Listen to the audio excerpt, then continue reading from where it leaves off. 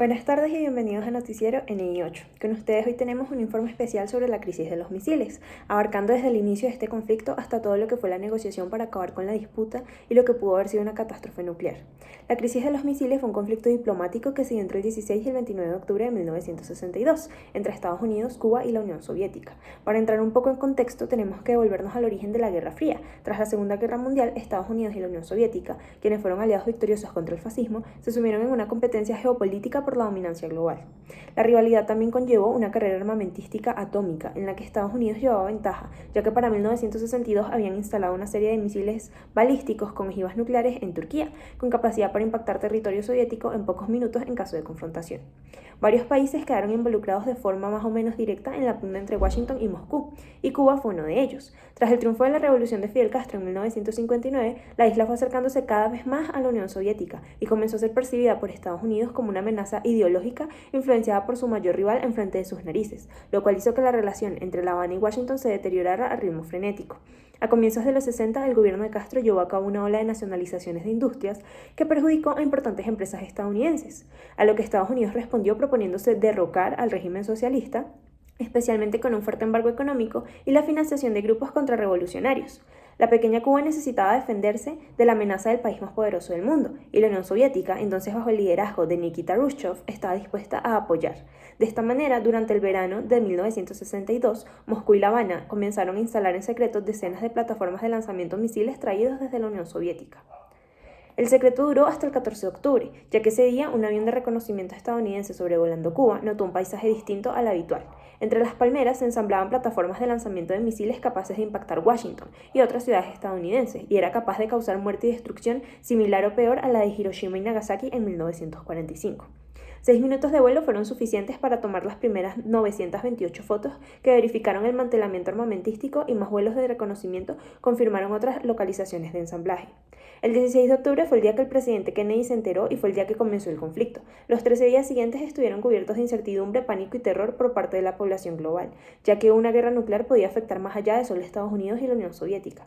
Durante esos días también se dieron varias negociaciones entre las tres partes involucradas, que fueron las que finalmente dieron cierre al conflicto y evitaron lo que pudo haber sido una catástrofe global. Las diferentes estrategias usadas por Kennedy y su grupo de consejeros fueron primordiales para la terminación del hecho. A continuación, mis compañeros explicarán y entrarán en más detalles sobre lo que fue el proceso de negociación.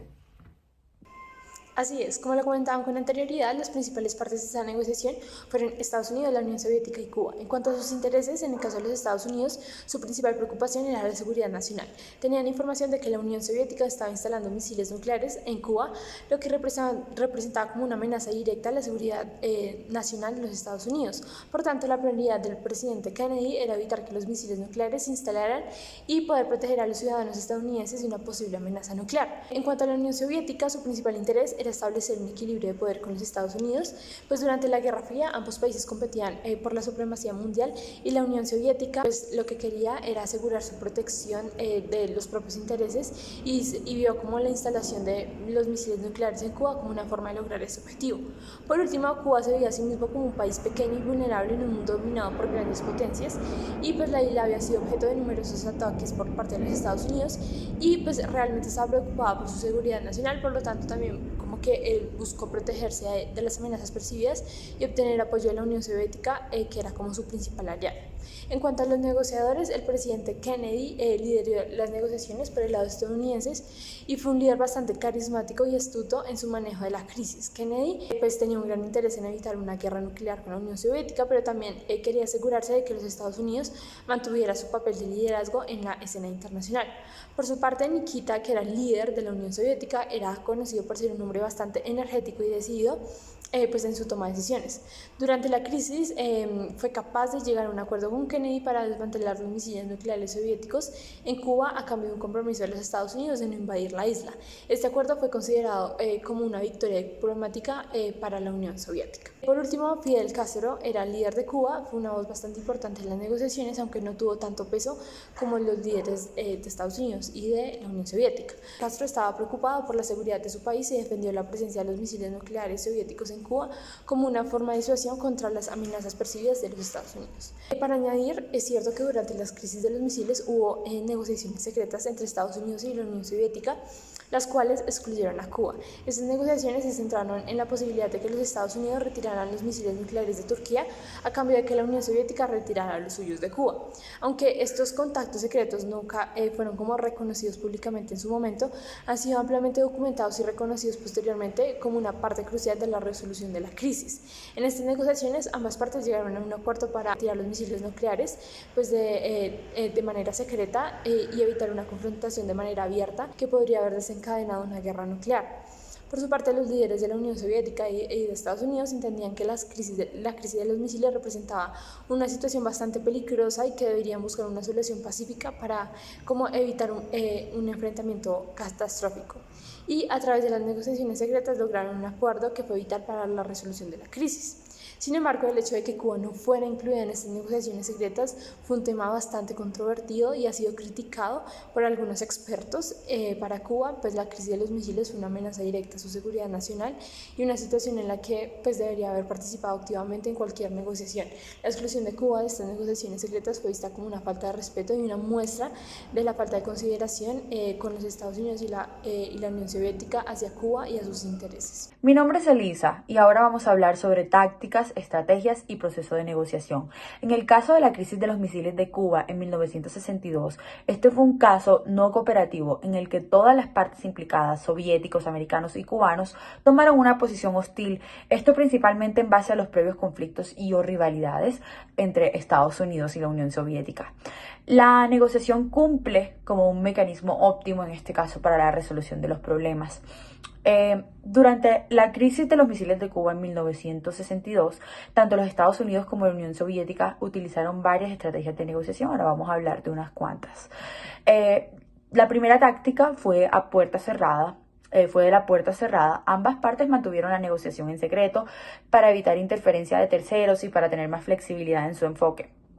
La segunda fue táctica de la amenaza. Ambas partes utilizaron amenazas para ejercer presión y obtener concesiones de la otra parte. Por ejemplo, Estados Unidos bloqueó los barcos soviéticos que transportaban misiles a Cuba, mientras que la Unión Soviética amenazó con responder con otro ataque nuclear, pues con un ataque nuclear si se intentaba invadir a Cuba.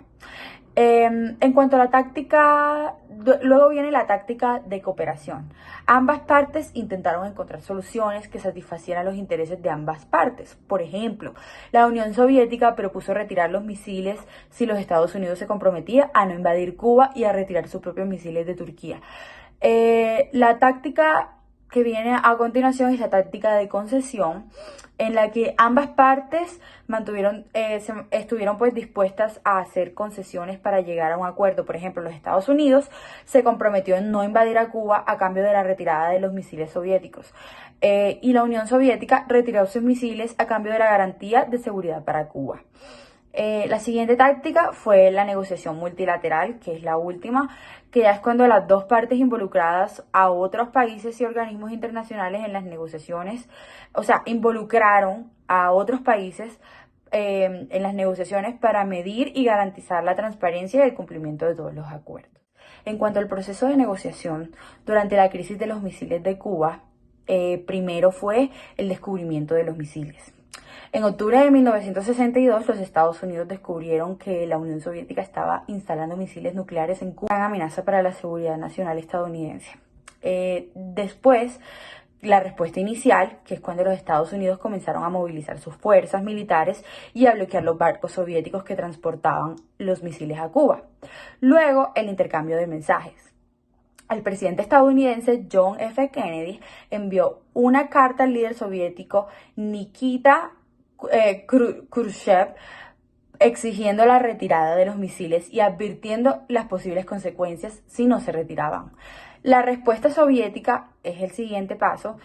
Lo siguiente que pasó, Khrushchev respondió a Kennedy en una carta en la que negaba la presencia de los misiles en Cuba y acusaba a los Estados Unidos de ser agresores. Luego viene la oferta de negociación. La Unión Soviética propuso retirar los misiles si los Estados Unidos se comprometían a no invadir a Cuba y a retirar sus propios misiles de Turquía. Luego viene el inicio de las negociaciones como tal. Las negociaciones formales entre las dos partes comenzaron en Nueva York, donde se celebraron reuniones en la sede de la ONU. Luego viene el avance y el estancamiento. A medida que las negociaciones empiezan a avanzar, se produjeron algunos avances y retrocesos. Las dos partes discutieron varios términos y condiciones, incluyendo la supervisión internacional y la garantía de no invasión, pero no llegaron a un acuerdo. Bueno, lo último ya es cuando viene el acuerdo. Después de varios días y de tensas negociaciones, los Estados Unidos y la Unión Soviética finalmente llegaron a un acuerdo en el que la Unión Soviética se comprometió a retirar los misiles de Cuba y los Estados Unidos se comprometieron a no invadir a Cuba y a retirar sus misiles de Turquía.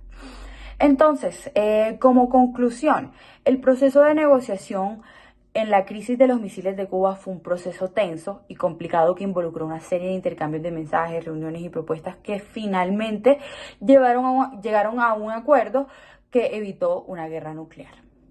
Muchas gracias. Bueno, en la crisis de los misiles de 1962 hubo varios factores que afectaron las negociaciones entre Estados Unidos, la Unión Soviética y Cuba. Primero está la presencia de los misiles estadounidenses en Turquía. Esta fue una de las principales preocupaciones de la Unión Soviética durante esta crisis y esto llevó a Khrushchev a proponer un intercambio de misiles cubanos por los misiles estadounidenses en Turquía en un intento de equilibrar la balanza. También el comunismo de Castro en el hemisferio occidental. La presencia del comunismo en Cuba fue visto por los Estados Unidos como una amenaza a la seguridad nacional y a una posible influencia en otros países de América Latina. Esto llevó a que Estados Unidos estuviera dispuesto a ceder con tal de que la Unión Soviética no otorgara poder militar a Cuba. También la naturaleza destructiva de las armas nucleares. La amenaza de la guerra nuclear y una devastación que podría causar en todo el mundo fue un factor determinante en las negociaciones de esta crisis. Ambas superpotencias, Estados Unidos y la Unión Soviética, se dieron cuenta de las consecuencias catastróficas que podrían resultar de un conflicto nuclear y trabajaron duro para evitarlo.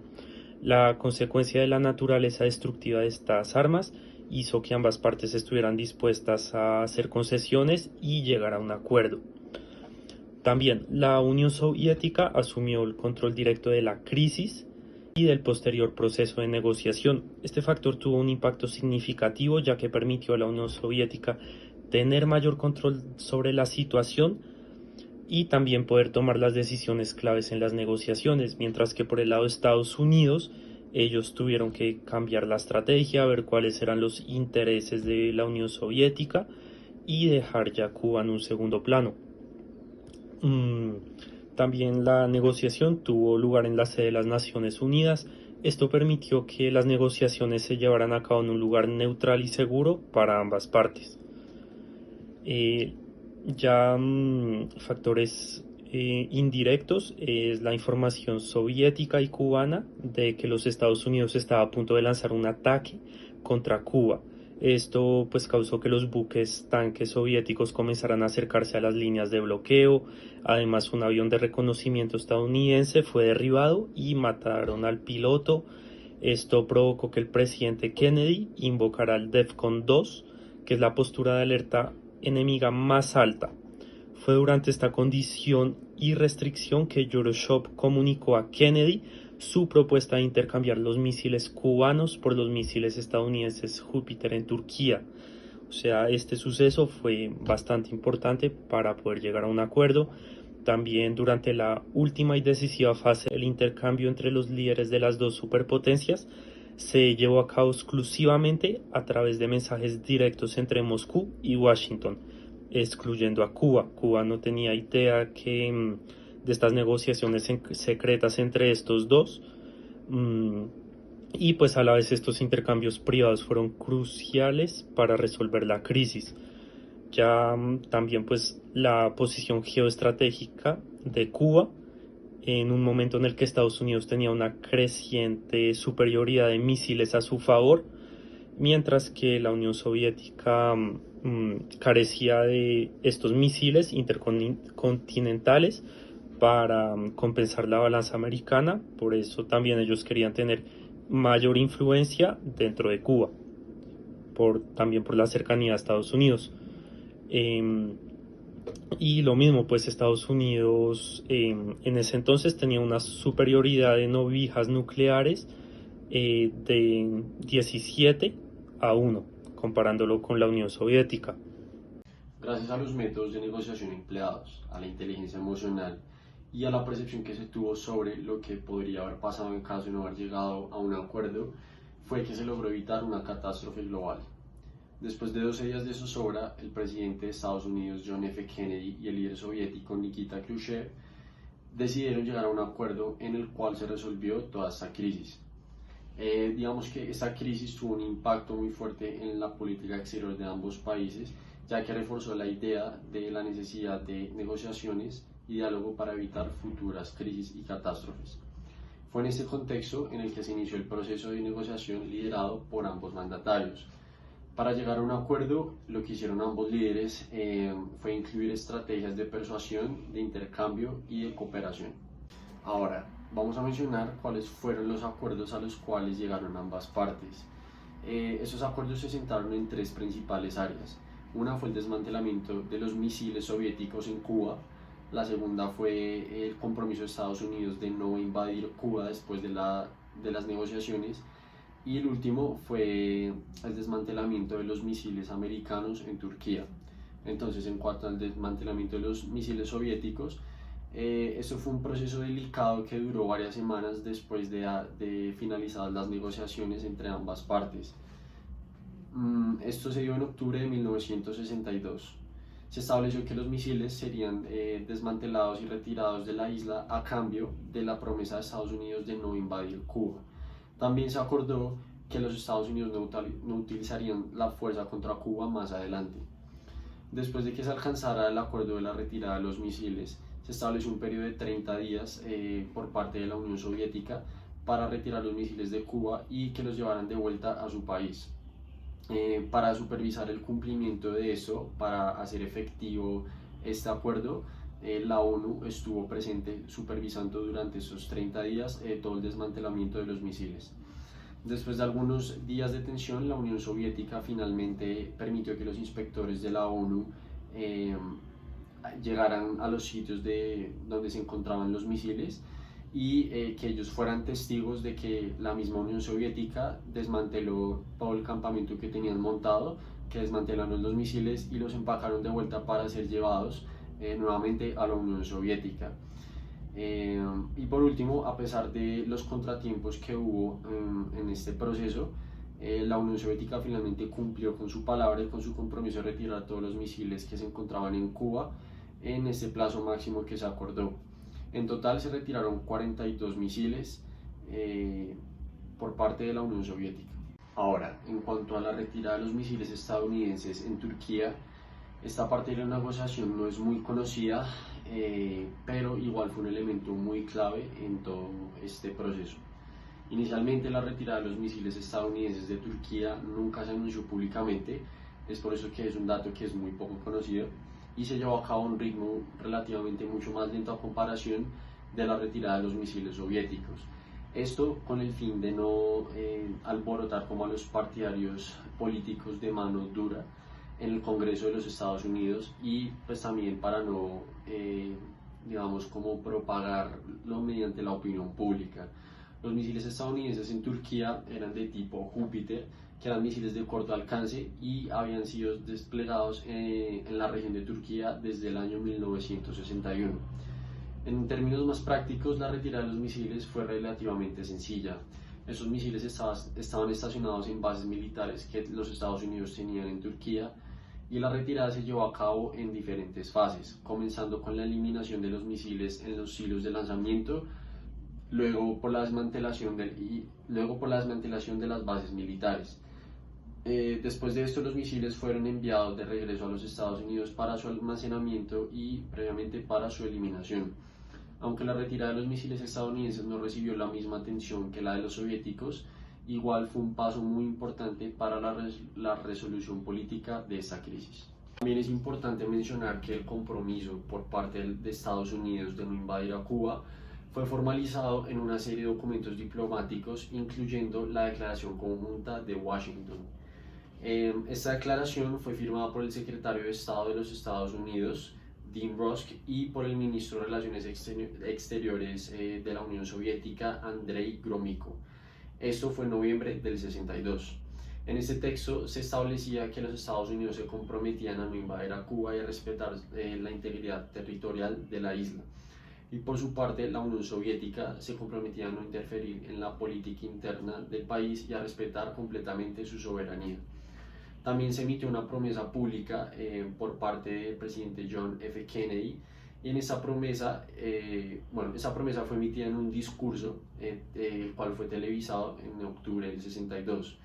Esto fue un poco tiempo después de haber alcanzado el acuerdo con la Unión Soviética, y en este acuerdo se declaró que los Estados Unidos no invadirían a Cuba en ninguna circunstancia. A pesar de estas promesas, algunos líderes cubanos y soviéticos expresan escepticismo sobre el comportamiento que pueda tener Estados Unidos frente a esta promesa pública. Para abordar estas preocupaciones, lo que hicieron fue que Estados Unidos y Cuba acordaron establecer una línea directa de comunicación entre la Casa Blanca y el líder cubano, que en su tiempo era Fidel Castro. En esta línea directa se estableció que se utilizaría para intercambiar información y discutir cuestiones relacionadas con la seguridad, y esto se dio un año después de terminada la crisis en 1963. Por último, es importante mencionar que esta crisis de los misiles tuvo importantes implicaciones para la política internacional. Esto fue un recordatorio para ambas superpotencias de los peligros y las consecuencias de una guerra nuclear. Este resultado lo que hizo fue también fortalecer la diplomacia y el diálogo como una forma efectiva de resolver los conflictos internacionales. En última instancia, podemos concluir que esta crisis sirvió como un llamado de atención para mantener la paz y la estabilidad mundial. De este conflicto vale la pena resaltar aspectos como la importancia del diálogo y la negociación, el peligro de las armas nucleares, la importancia de la cooperación internacional y la necesidad de promover la paz mundial. Como podemos ver a lo largo del video, todo esto se resolvió a través de diferentes métodos de negociación mediante los cuales se evaluaron cuáles eran los intereses de ambas partes y cómo mi interés podía satisfacer el interés de la otra parte sin dejar de lado los intereses de cada uno.